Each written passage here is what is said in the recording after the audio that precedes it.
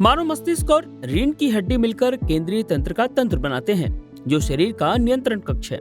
इस नाजुक प्रणाली को सुरक्षित रखने और पोषण देने के लिए एक विशेष तरल पदार्थ सेरेब्रोस्पाइनल फ्लूइड यानी CSF निरंतर प्रभावित होता रहता है। इस महत्वपूर्ण तरल की गति और संतुलन बनाए रखने वाली कोशिकाओं में जब असंतुलन पैदा होता है, तब एक दुर्लभ लेकिन महत्वपूर्ण ट्यूमर जन्म लेता है, जिसे एपेंडाइमोमा कहा जाता है। ये कोशिकाएं मस्तिष्क के अंदरूनी हिस्से में स्थित वेंट्रिकल्स यानी तरल भरे स्थान और रीढ़ की हड्डी के केंद्रीय कैनाल की परत बनाती है।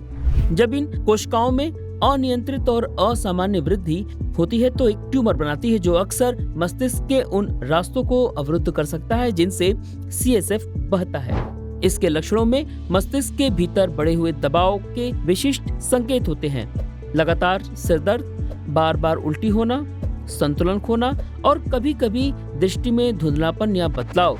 चूंकि यह ट्यूमर रीढ़ की हड्डी में भी हो सकता है, इसलिए वहाँ के लक्षण भिन्न हो सकते हैं। उपचार का मुख्य आधार सर्जरी है।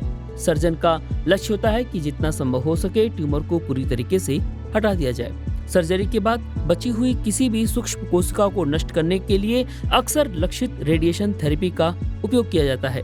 कीमोथेरेपी आमतौर पर कम मामलों में या तब इस्तेमाल की जाती है जब ट्यूमर वापस आ जाता है या शरीर के अन्य हिस्सों में फैल जाता है।